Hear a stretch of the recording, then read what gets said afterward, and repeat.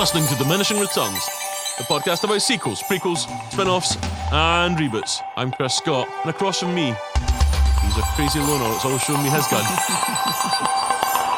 It's Mr. Alan Johnson. How you do, pod people? This is the story of a man who decided to clean up the most violent town in the world. Call him a mad vigilante. Call him a hero. Either way, he's always on target. Yes, so this is the 2018 Eli Roth Death Wish film. We've got lots to say in this. Well, do we? Because we made an attempt to record this episode ages ago, and someone in the Diminishing Returns organisation lost that episode. Now listen, we take full cabinet responsibility here. I'm not going to tell you which one of me or Alan Johnson got this wrong. I'm just letting you know that it could have been either me or Mr. Alan Johnson that got this wrong and lost the episode. So let's be clear. This episode is me and Alan. We're coming back. We've had an extra few weeks to think about that film, and let me be clear, this film is not memorable. I have forgotten most of this fucking film. I'm looking over my notes, so let's just see what's going to happen, Alan. Excellence. Excellence is going to happen. I am confident about this. I'm more confident about us giving you an excellent episode, which is probably more than Death Wish 2018 film experience did. But we'll talk about it. Never make a death wish. Because a death wish always comes true. Although based on Brian Garfield's novel of the same name, Death Wish and the subsequent sequels would differ from the source in one key element. The book is surprisingly thoughtful in its execution, making it very clear that vigilantism creates more crime than it cures. Garfield himself would note, taking the law into one's own hands is merely an attractive fantasy that only makes things worse in reality. The first film would arrive in cinemas in 1974, in the midst of the vigilante craze kicked off by Dirty Harry. It was directed by insurance spokesman, restaurant critic and filmmaker Michael Winner, and starred leathery tough guy Charles Bronson. It saw Bronson's bleeding heart liberal Paul Kersey, a New York architect and former combat medic, become a vigilante after the murder of his wife and the sexual assault of his daughter. And while Kersey is initially shocked by his violent actions, he quickly becomes adept at baiting bad guys only to blow them away. And while he never catches the scum that attacked his family, he's soon discovered by a cop who, in grand western tradition, would run him out of town. Decried for advocating vigilantism and denounced by the book's author, the film was an enormous success, transforming Bronson into a bankable star.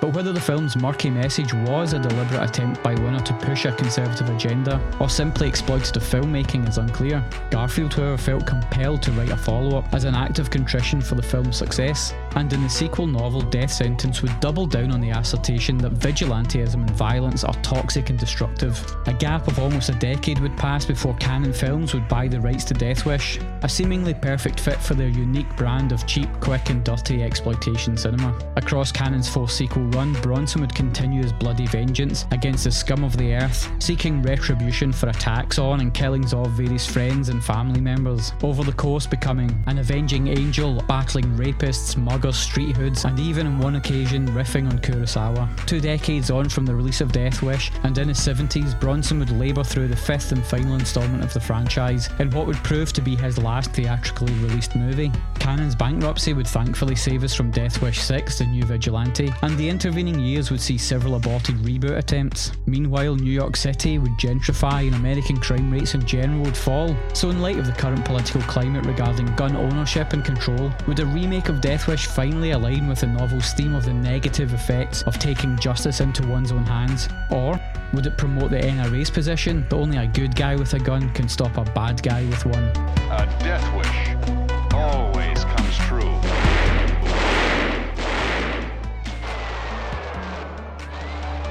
Al, it starts this film with a cop whose partner was shot. Yeah, it's a blistering opening. It's really good, isn't it? Yeah. You know, his and partner's it's pushing all the buttons as well. It's like really hot button topics. Cops have been shot on the front line in Chicago's gritty. You know that ghettos. song? Chicago, Chicago, the cop shooting town. And it's great because it's filmed really well. It's exciting. You're like, oh, this cop's been shot. What's happening here? You're just thrown into it. And the guy who's driving the policeman whose partner's been shot, this actor is overacting like fuck. It is wonderful. I'm watching this, I'm going, this guy knows he's not a main character in this. Yeah. He's only got 5 minutes to shine. And boy, is he fucking giving it. You're gonna hang in there, man. Oh, absolutely top drawer. That's a man that gives a fuck about his performance. He's invested. That's a man that's invested. That's a man who loves acting. You know who else is invested in this performance? Yep. Not Bruce Willis. Not Bruce Willis. They go to the hospital. Bruce Willis is the doctor with all the sleepy-eyed charm that we've seen. The sort of all the acting range of a statue of Bruce Willis. Bruce Willis with all the acting range of Bruce Willis if he'd had a brain hemorrhage. Yeah, I still quite like him. It's so weird. We, as a film-watching generation, have got so much goodwill tied up in Bruce Willis. I think of him more as a musician. Younger listeners, yes, he did try and launch a music career. How did that go? Not a good. Great harmonica player. So Bruce Willis is Bruce Willis. He's the main character, Johnny Deathwish. That's right. I don't remember. I can't remember this film. It's been almost a Dr. month. Paul Kersey taking over from Charles Bronson, who was architect Paul Kersey. Yeah, Charles Bronson now probably a more animated performer than Bruce Willis. Yeah, I mean, I guess. No, I mean now. Charles Bronson's dead, and I think he's probably more animated a performer. Bruce Willis these days is a pretty good matchup for Charles Bronson in those days. Is that sort of like hangdoggy face, leathery, Yeah. tough guy. Cool. Listen, I'm not saying this episode's going off the rails. You know why? Because I don't need your fucking rails, man. I go where I want to go. I march the beat of my own drum. You know who else doesn't play by the rules? Dr. fucking Bruce Willis, right? Well, the problem is, in the beginning of the film, he does play by the rules. I don't think he does. I'm gonna fucking flip the script. Oh, okay. Because when this cop been shot, Right. and Bruce Willis walks into the kind of surgery room, The OR. operation theatre, he walks into the operating theatre, He right? walks up to the operation board game. Yep, he walks, Makes a little red light nose.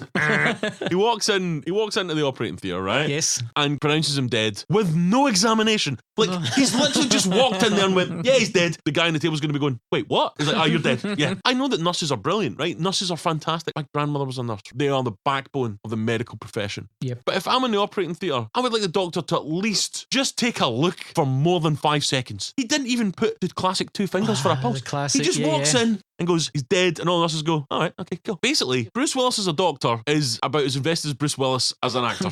He's just like, yeah, fuck him, he's dead. So it's great. It's just like he walks in, he's like, well, just an all dead cop, eh? But then, here's where this film's clever, this film's smart. Oh, yeah. He walks out and tells the other guy, which again, he tells him with all the fucking delivery of somebody saying, like, your pizza's here. Do you know what I mean? He's just like, your partner's dead. Then they hear over the tannoy, like, oh, there's a gunshot victim. And GSW in the operating room 4. yeah, gunshot wound. That's what GSW stands for. And Bruce was like, I've got to go to that. And the cop's like, are you going to save the guy that shot him? Because that's obviously in Chicago, there's only 2 people have been shot, and it's the cop and the guy the cop shot. And then Bruce Willis is like, if I can.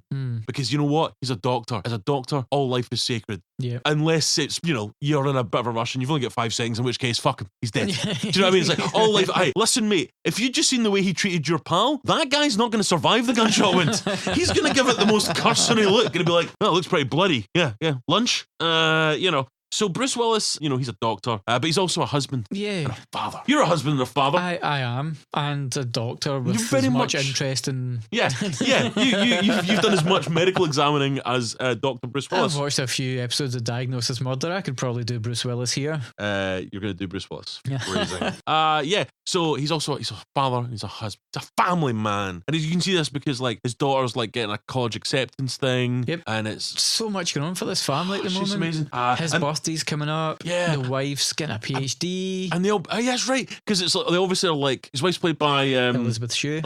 Nice. Obviously halfway through the film they were like, we've just made Elizabeth Shue just like the wife. And it's like shoehorn it into like a dinner scene where it's like, how are things? And it's like, yes, I'm a rich, successful doctor. My daughter's going to college, and my wife is also doing a PhD. And it's just like, all right, guys, we get it. They're fully rounded people. Blah blah blah. But they get on. They're a loving family. You know why? Because we get to see Bruce Willis and Elizabeth Shue watching their daughter's football game, her soccer game. That's right. And because the very model of suburban happiness is to support your child, to helicopter parent them while they're out on the soccer field. Yeah. But of course, things take a turn because this football game is terrible. Oh. The level of skill. Now, she's going to college. That means she's like 17, 18. Yes. She can't control a ball. She's got no sense of positioning. In fairness to her, this seems to be an issue across the playing field. Yeah. Like, they don't seem to have hired soccer players to perform these roles. This is the thing that made me want to go out and murder people. I would be like, I'd shoot the coach of your fucking kids' football team because they're playing at a level of like 6-year-olds. They're all just there for the participation medal.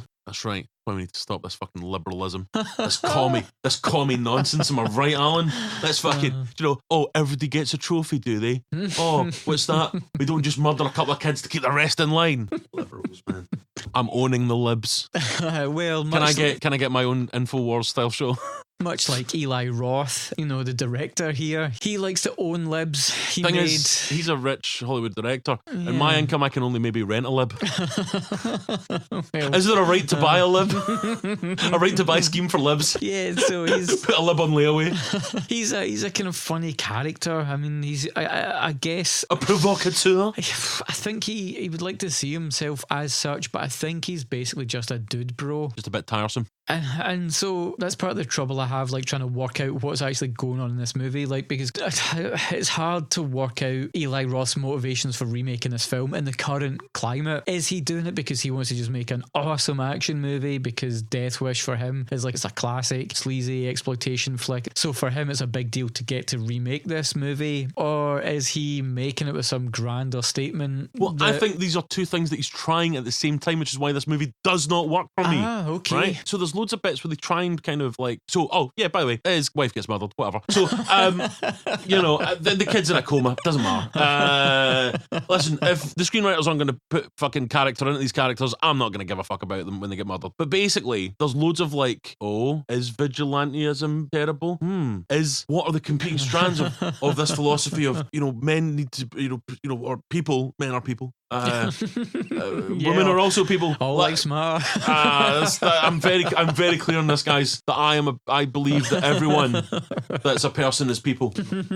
But people need to stand up and be able to protect themselves and their family. But society has rules and without rules, and could be a really interesting sort of dilemma. And how do these polar instincts in society resolve themselves? Eli Roth's not the man to do that. No. He's not. He's actually, the cinematography in this film is fucking great. The shots look great and stuff like that. But it's basically, we just want to see Bruce Willis kill people. And when Bruce Willis is killing people in this film, because let me be clear, wife died, kids in a coma. That's the bit that made him angry, not the football game. Priorities. I just disagree. Because also, I mean, maybe they were happy. Maybe he's like, college was going to be expensive. And my wife was being a pain in the ass. Elizabeth Shue, if you're listening, I would never treat you the way Bruce Willis treated you in my imagination in this film. Elizabeth Shue's a goddess. Dr. Bruce Willis, I mean, he had the money. You want to come and live in a 1-bedroom flat in Partick, Elizabeth Shue. We'll make it work. Email me at diminishingpod@gmail.com. So, when he's killing people, this film's great, right? It is 100% great, groovy fun. Because, let me be clear, movies don't fucking matter in this sort of sense. Like, me watching violent films has turned me into the perfectly adjusted man that you can hear on this podcast. Wait, what? No, but you know what I mean? Like, Dirty Harry is a great film, right? Yeah, I mean, is it, if we were to pick apart the morals of that? It's just that this is based badly. I don't think... Kill people. I just want to see movies with people getting murdered, man. Don't harsh my mellow with reality. The reality is, the world we live in has a lot of opposing forces pulling at one another all of the time. There's always light, tragedy. Dark, tragedy, comedy. There's always... Chris Allen. So realistically, if you're being sensitive to everyone's needs, there's never a good time to release movies like this, because there's always going to be someone has been harmed or affected by gun violence in the US. So on film, let's get Gil crazy. Off film, I'm just going to say it. Murder seems bad. Call me crazy. Yeah. It seems bad. Sometimes we just need to get a little crazy. We're never going to survive. Without love. Entertainment is made and you're not obligated to see it. So you might not like a thing. It might not be made with you in mind. Its message might not be sensitive to things that are happening at that time. But Hollywood are always going to make action movies. Yeah. They're always going to be violent to greater and lesser degrees, and how violence is shown on screen is going to be handled differently by different directors. Lynn Ramsey and You Were Never Really There, really smartly handled, feels really visceral and violent without, actually seeing too much. Or you could go the Eli Roth torture porn route and just have it all out on the screen, split open with saws and power tools. I like and both. it's great, grand guignol, blood spatter. Both work for the audience that they're made for. You know, if that's what you're after, you're going to get it. What, if that's what you're after, you're going to get it. It's also my Tinder bio. And so there are murkier issues to, you know, the reasons behind this film coming out. And yeah, you know, maybe it shouldn't have been made in the current climate, but it is, and it's out, and it's, you know, it's a buyer's market. See it if you want it. And yes, I fully agree. The aspect of this film that needed tightened up is the slide from being a by the rules surgeon that's putting in a little bit of effort in his day-to-day life into like a bloodthirsty vigilante who seems to take to the role with gusto, with no real qualms, and examine taking the justice into your own hands, becoming a vigilante, even in the score, because you feel so impotent with rage about what's going on around you. This is a film about a man whose wife is brutally murdered, and the rest of this film is him enjoying his newfound freedom. He's just like, yeah, fucking kill people, bitch. That's what's happening. And because the daughter's in hospital, he's got little to no parental responsibility, and he's living like a pig in that basement. Yeah, he does just end up living in his fucking basement, which is gross. I mean, yeah. Take a fucking shower, Bruce. Is Bruce Willis's turn from being a doctor who, let's remember, their first duty of care, the first thing they're taught is to preserve life at all cost. Yeah. Do you believe in that turn from the preservation of life to the sleepy-eyed Grim Reaper? I don't know if I believe it in the film due to his fucking performance, but I think it's something that would be inside all of us, you know, and it's from the cavemen, you know, because we had to have that to survive. We all have base instincts. It's that we should be able to control them. Yeah. And here's the thing, I'm a man that has base instincts, Alan, right? If I was to have a film about me, it would be called Base Instinct, and it'd have me uncrossing my legs and sewing my ding dong. You can contact us in a variety of modes. You can email us at diminishingpod@gmail.com. On Twitter, you can get us at diminishingpod. On Facebook, we are Diminishing Returns Podcast. And you can tag us and stuff on Facebook by putting at Diminishing Returns Pod. On Instagram, at Diminishing Pod. We have a blog, diminishingpod.wordpress.com. On YouTube, you can just search for Diminishing Returns and you'll probably find us. We're also on Spotify, so if you prefer to listen to your podcast on Spotify, we are an independent podcast, guys. So what I would ask of you is that if each listener here to think of one person that would enjoy this podcast. You must have a friend that likes cool movies and can handle a lot of dirty talk from me, mostly. Just think of one person and send them a link to the specific show or like an episode you loved of the show or you think that they would love. Send them a specific link, or when you're out with them, take their phone or iPad and put the show into their podcast catcher or wherever they get it. For you, the regular listener, you're thinking, what can I do to help? You can rate and review us 5 stars, don't be a cunt, on iTunes or wherever you get your podcasts. It really helps new people find the show. Thanks, guys. So, as you have said in your intro, this film is based on a book, and the book is a lot more like actually the real lesson of this is that, you know, violence is wrong, and that it's got more depth to it. The book is written by a guy called Brian Garfield. Yeah, he hates Mondays and gang members. Loves lasagna though. I mean, right? But yeah, to stick with that, if there was more of a Bruce Willis is conflicted about seeking retribution, do you think that would have added to this film? Is that a layer that could have been added and it would have been enjoyable? I think you need to choose one or the other. You need to make this is actually like a really interesting psychological thriller, and it's about a man's breakdown and can he deal with his rage, and it's because it's a film, obviously violence will happen, but you know, you can do it in a really kind of interesting way where it's genuinely dramatic. Or you have Bruce Willis going around just murdering cunts. I'm not gonna lie, I'd probably prefer the latter. I would probably watch that more, but it's like 70% the latter, but tries to keep kind of sopping to the, but is it wrong? And I'm like, no, because you just showed us it and it was super cool. Like, you can't be like, oh, look at this super cool death, and then be like, but was that super cool? Yeah, you made it super cool. And that's why you need to choose. You know, you could make a really serious film, and probably Eli Roth and Bruce Willis are not the people to make that film. Or you get Eli Roth and Bruce Willis to make just a fucking dumb, fun, no meaning to it other than, did you enjoy bad people getting shot? The supreme irony is that Brian Garfield wrote a sequel to Death Wish called Death Sentence, and that he really wanted to make it explicitly clear that vigilanteism is a terrible thing. It is absolutely destructive for the person that undertakes that, and it creates so many more crimes. And that was made into a film by Kevin Bacon, where instead of actually trying to stay true to that, again, they just basically made Death Wish. Yeah. It's this poor guy's just like, I really want to make a super soul searcher thing, and you're like, oh, it's about a guy kills stuff. That sounds great. Let's make that film. And you're like, no, but the thing is, he kills all these people. And yeah, I get you. He kills people. Great. Thank you. And he's like, no, but it destroys loads of fucking like cars, shops, and buildings. Yeah, and their faces when he shoots them. Deal. We're done.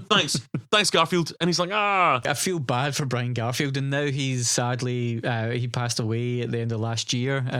So he'll never see Hollywood make a faithful adaptation. He would never. He could live forever. The fucking Highlander would never see that. But that's the thing about this. So the first, I would say, like 20 minutes or 30 minutes, I was like, I'm really enjoying this. Like the home invasion where his wife's murdered and the dog has been in a coma. Really fucking well filmed and really tense. And I'm like, shit, this is going to be, against all odds, a ram jam fucking good time, so to speak. And that, it's going to be like really gruesome, awesome, thrilling stuff. And then it just, because they're trying to kind of pull back and be a bit more realistic, he maybe kills like, 12 people in the whole film? If that. Do the math, guys. That's not enough killing for a Bruce Willis action film. Do you know what I mean? Especially not if you're going to call him the Grim Reaper. That's right, they call him the Grim Reaper. The Grim Reaper's numbers are infinite. Yeah. And Bruce Willis Hey, listener, remember your dear beloved grandma? Grim Reaper got her good, right? Bruce Willis just kills like fucking 9 dudes. So that first incident when he's trying to buy a gun legally because he's shocked at how easy it is that he potentially can get a gun. Again, that's them playing the kind of... it sort of makes him balk at the idea that he's going to buy a gun. And then, it's also very realistic because the saleswoman's like is a perky blonde woman with big boobies. Oh yeah, she's like the manic pixie dream girl for the NRA. Yeah. She's totally like, aren't guns cool? I'm sexy. But at the same time, like, I don't know if I would want to buy a gun, but if like a woman with big boobs told me, like, go out and buy a gun, I'd be like, oh, maybe, I don't know. Yeah. So that's realistic. That's good sales. Yeah, that's good sales. Yeah. Can we get like a blonde with big boobs to tell people listening to our podcast? I mean, it's probably going to work better than you doing it. Let's get both a male and female identifying blonde with big boobs. And sweet. We'll just cover all markets. I mean, let's get all markets. Not only that, we'll just get like a really chiseled dude with a big dong. Will that help? Yeah. All right, cool. If you're a chiseled dude with a big dong, or you're a perky blonde, and we're looking for all genders, all spectrums, everything in between, neither, non-identifying, we just want very attractive people to run round the streets of the UK and just go, have you listened to Diminishing Returns podcast? And then you just have to do that. It is very much an unpaid position. We will give you college credit. Yep. So Bruce is trying to buy a gun. He gets a little squeamish at the idea of buying this gun, but then one falls literally into his lap, and so he now has an illegal gun, and he sets about being this avenging angel to try, I guess, a little bit like the Bronson version. He doesn't immediately set out to get the people that have wronged him. He sort of just goes out to try and stop crime. Yeah. So puts himself in the situation, which is why he's a hero. Yeah. If you don't like this, you love crime. He's tough on crime, tough on the causes of crime. You know what the main cause of crime is? Criminals being alive. That's right, yeah. He just sort of stumbles in and old Stumbledore and stumbles into a crime. See that, Shrebeck? We're just in time. We have stumbled into a major crime. The Dragnet rap. Cool. So much like Shrebeck, stumbles into the crime and just waxes a couple of bad guys, but it's not an easy thing for him. Like, he doesn't really know how to use a gun properly, which becomes a clue for the cops. He cuts his hand as it pops back. The recoil. But he goes viral. The viral success and the sort of him taking action sort of makes him feel better about himself. He's like, much like, as we mentioned before, the Highlander. By killing people, he becomes stronger. Yeah, in both the book and the Bronson film, like, they both vomit after their first kill. Right. It physically sickens him, whereas Bruce seems to just be like, well, you know what? It wasn't as hard as I thought it was going to be. And soon he's just like, I'm on this. So then he goes to, like, he's using his job in the hospital where he should be saving lives. And, isn't that an interesting dichotomy? Because he should be saving lives, but now he's out taking lives, encountering the other side of gun violence from stitching people back up. He's now the perpetrator of it, and he goes off to take out a drug dealer called the Ice Cream Man. Yeah. And that's him, like, his rep set now. People are afraid. But this is where, in the hero's journey, this is where it starts to lose it for me, right? is that he takes all that time to be on YouTube and shit, learning how to shoot guns. Right, yes. And he's like just scrutely murdering people. I'm like, this is cool. Uh-huh. But then starts trying to throw in taglines. Just like kiss off lines when he's killing people. And it's like, man, you were like a stoic, stone cold killer. And now this is where I see there is this argument that, a film like this can normalize goofy lines in films. That is the worst. The real violence is to those of us who love cool action movies. There's a great scene where he's torturing a dude and he's got him in a garage and he's got like the car held up by a jack. Yeah. After he gives him the information, he's like, you're not going to kill me. And he goes, no, but Jack is. That gangster's last thoughts must have been, what? But yeah, the death is super cool because he crushes him with the car and the blood splatters everywhere. And I was like, that was really sweet. But at the same time, I was like, why did you have to say that? Do you know what I mean? It's basically like every time I've tried to talk dirty during sex, like the lady's going, you're doing quite well there, but you've really ruined it by what you're saying. Yeah. Are you fucking me hard? And I go, no, Jack is. It's up and down. It's that shift that's really weird. And that's the aspect of it that sits really uneasily, is that not only is he now killing with relish and ease, but he's like sort of become like an action movie cliche with sign-off lines. Yeah, but scripted by somebody not very good. Yeah, that's a part that doesn't sit well. And it would be interesting to know, initially this was, written by Joe Carnahan. He was going to write and direct, and then he stepped away from the directing. Well, he left the project, and I think he called a studio executive a gutless turd in an email. Oh, I like it. On the Sony leaks. Yeah. So Carnahan's off, but it's Carnahan's script that's there, and he doesn't like the film that ultimately was released by Eli Roth. Right. I wonder how different Carnahan's take would have been. What I would say about that is Carnahan, spotty record. Yeah. I don't know if we can put our faith in Carnahan. Yeah. So Bruce Willis killing gangsters at a rate that is not enough for a good film. Yep. His wife's funeral. Her dad takes a little detour to go and like shoot some poachers because he lives on a farm. After he tries to shoot like these poachers, tries to shoot them in the back, like would cripple or kill these people. And he turns around to Bruce Willis, he's like, you got to stand up for yourself. You got to protect what's yours. And it's basically like, you let my fucking daughter die, you little bitch. Right? It's a real dick move from the dad. Pretty much like, oh, you soft liberal city slicker. Down here in the country, we do it our way. Damn right. You know what? In this podcast, I'm him. You're Bruce Willis. I believe that's what I would shoot a poacher. Weird in that hilariously heavy-handed scene with the father-in-law where he's just like, you, my son-in-law, are a pussy. Get a gun. Get revenge. So we've got that. We've got two cops. It's the guy out of Breaking Bad that looks a bit like Frank Black, and it's all like, oh, look, I can't eat junk food. Because that's bad for me. And it's like, oh god, isn't PC culture and liberalism getting everywhere? Because like eating pizzas, it is amazing. Look, but mate, you're clearly in your 50s. You're in a high-stress job. Yeah. Take care of yourself. That's all we said. If you're a doctor or you're not if your doctor was Bruce Willis, because he wouldn't care if you're dead. If but your GP if you have a good invested, doctor. If someone's recommended to you that maybe you should try and lower your cholesterol, maybe eat healthier, just because it's gluten-free, vegan, like all of these things, it doesn't mean it's not going to taste good. But in this movie, Dean Norris sells it like, oh, it's poison with glass and stones in it. But it's like the kind of cliche like, oh, you see, people try to make him eat healthy. Like, at his age. We want you to stick around, Dean. Like, we don't want you to have a heart attack when you're chasing down a perp. That's it, you're a policeman. You've got to do some fucking physical labour sometimes. And also, it looks like these are the only two cops in Chicago because he's showing up at every single crime scene, whether it's a robbery, There was only 4. One of them died in the first 5 minutes of this film. That's right. The other guy, he's just out overacting with grief somewhere. He can't make it. That's why they're short-handed. So they've got the cops. They're like, just trust the system. Something will work out eventually, right? Yeah. And then there's also, we've not even mentioned him, Vinny D, Big Vincent D'Onofrio, the old D'Onofrio pie. He's in this film and he's underused. The whole film. Such a strange role in this film because he's the sort of like streetwise ne'er-do-well brother of Bruce Willis, and it sort of is set up that maybe the cops think he's the guy, or that maybe he's somehow linked to the underworld, but he's not really. He's not. He's just he ends up being Bruce Willis's conscience. It's Vinny D'Onofrio. Give him something to do. Absolutely. Give him something to do. He's just kicking about. He's just kicking about. Elizabeth Shue, woefully underused. Woefully underused, which would not be the case if she comes and lives with me in Partick. Well, there you go. Used as poorly phrased, but you know what I'm saying. What I'm saying is we'll have sex.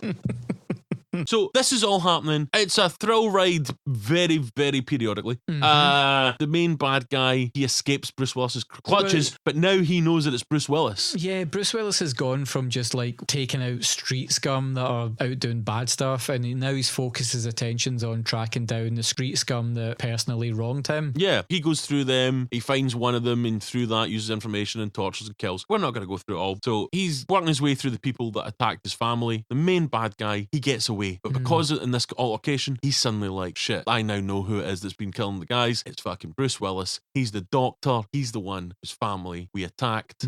Shit. So he's like, right, I know where he lives, and this guy's taking out 8 of my guys. Let's go and attack him at his house. Turn the tables. And he brings like maybe 4 dudes. He's taken out the equivalent number of guys that you've brought with you to try and take him out. I think he's taken out more. Exactly. And like, what kind of sell is this to these other guys? He's like, oh, could you do us a favour? Like, if somebody asks me to help them move flat, I'm like, Jesus, this is a fucking imposition. It's like, can you help me go and murder this guy? Well, who is it? Oh, it's the guy that's already murdered all of our pals. You'd be like, no. But if you do go, get like 20 people. Yeah, burn this house down. Wait till he's driving to fucking work. When he gets out the car, bang, bang, 2 in the back of the fucking napper. That's how I'd kill Bruce Willis. I could kill Bruce Willis like that, you dumb Chicago fucking idiots. Their criminal enterprise seems really weird as well. They've put together a gang to rob a house, then they fence it through a pawn shop that's also a bar. Yeah. That somehow but also is like making that main bad guy rich. Yeah. Oh, it's really such an odd... It's a very intricate... And they're paying people off and stolen goods and... Yeah. Oh man, I remember when criminal organisations in movies were clear cut. You're just selling Christmas trees and cocaine like in Lethal Weapon, or you've stolen gold and you're turning it into like holiday trinkets like in the Lavender Hill Mob. You know, take your pick. Just don't have a fucking gang that don't know each other in a pawn shop come bar. That's confusing for me. The Lavender Hill Mob is very much like the Death Wish of its day. So he attacks Bruce Willis in his house. Yeah. If we've learned anything about Bruce Willis in the last hour of this film, is that he's tooled up. Motherfucker's absolutely tooled up. And he's because his daughter's just come out of the coma. Oh, that's so wonderful. The daughter's out of the coma. Bring her home. Slowly reintroduce her to her life. You know, make sure there's no great shocks. It's a nice, safe, homey environment. Oh no, quickly just throw her under the stairs while the bad guys are coming. Yeah. Just like... He literally just like, get under the stairs. What? And she's like, get under the stairs. Like, this lassie's gonna fucking have PTSD, man. Then, so obviously, these like fucking street killers, you know. This bit's, again, this shows you what this film could have been. Exactly. He kills these fucking guys in such cool and inventive ways. And I'm like, every part of this is awesome. But it lasts for like 5 minutes. Yep. I want long stretches of cool badassery. John Wick length. That's what I'm talking about. John Wick gave me a length. Fucking stunner. And this, it's just like, oh man, this is really cool, but it's over far too quickly. So he kills the bad guys. Yep. He gets his daughter phone the cops. And the cops seem to take fucking ages. Like, the cops are already suspecting that he might be the Grim Reaper. Be closer. Maybe stake him out. Yeah. Maybe have something nearby checking him out. No. So it takes ages for the cops to get there. So then the cops do appear. Bruce Willis straight up murdered 5 fucking people in his house. Professional killers. And yeah, and like just unbelievable amounts of violence. And the cops come up and they're like laughing and joking. Yeah. They're like, hey! Because he figured out that he probably is the Grim Reaper guy. Yeah. Dean Norris is like, what's happening with all this? And he's like, well, I think it's all over. And he goes, well, that seems good enough for me. Yep, you've just murdered a bunch of people as a vigilante. I'm going to take your word for it. Random fucking stranger that I don't know. Yep. Most killers get a taste for it, but you, all full. Yep.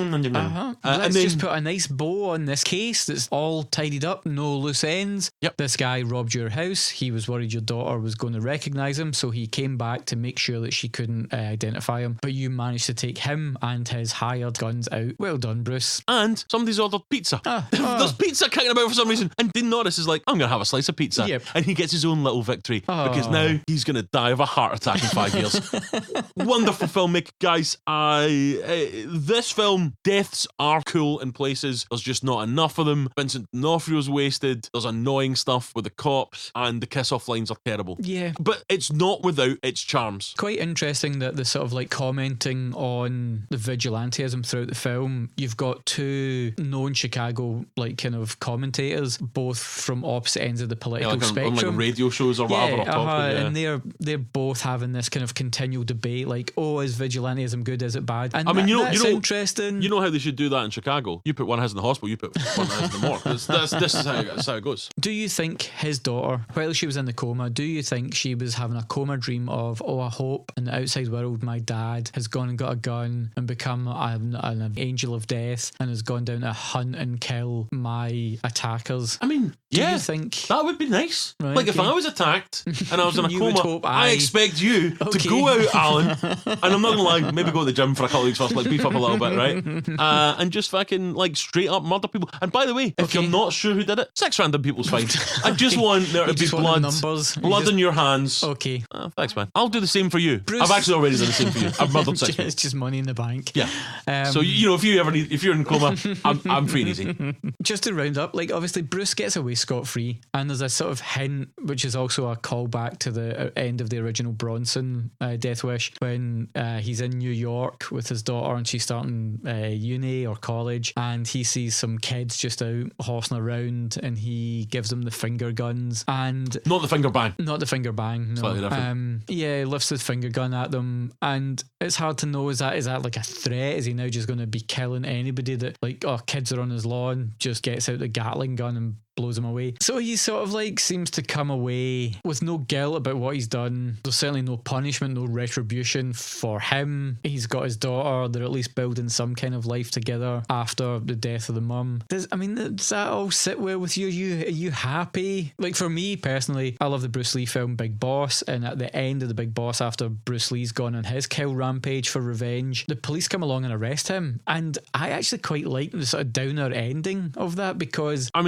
excuse me, Alan, in this film, a young lady's starting her path to further education. Okay. And you think that that's a bad ending. I'm sorry that you think women should be back in the kitchen, eh?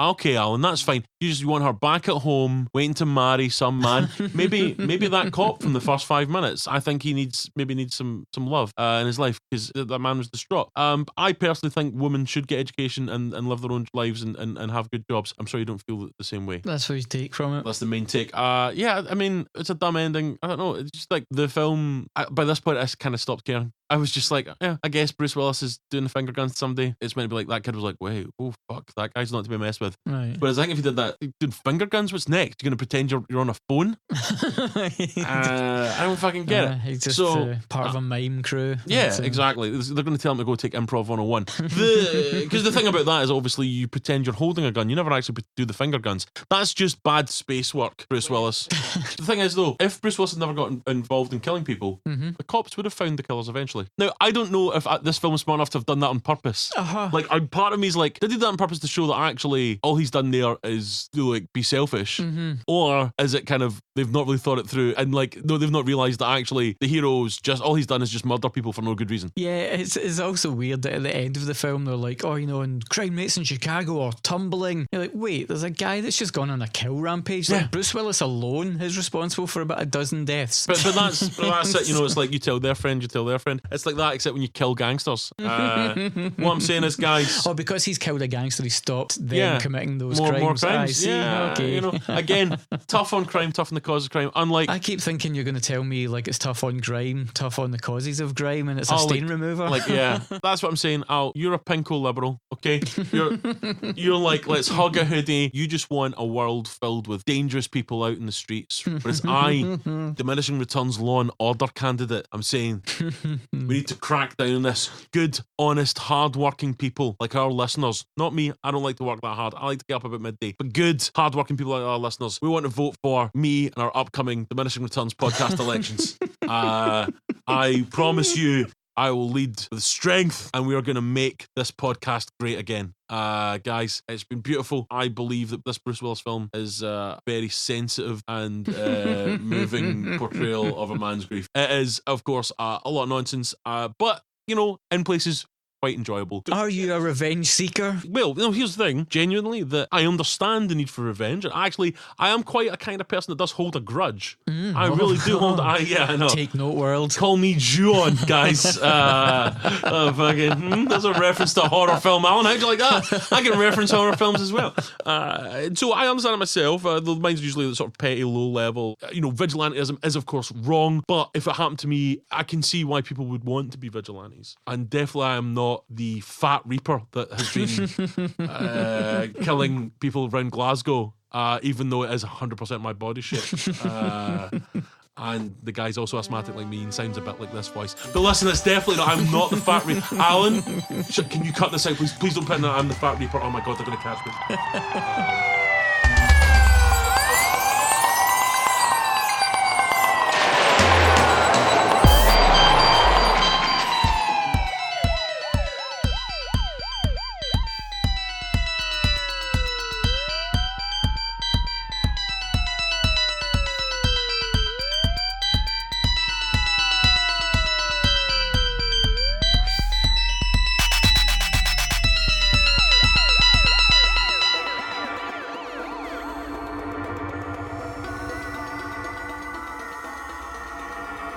Did we speak about it on the episode that you lost? I mean, somebody lost. No. Oh, it was another thing? Okay, yeah, cool. A long time ago. A long Time ago. I can still remember. Talking about that guy that looked like Charles Bronson, but I don't remember his name.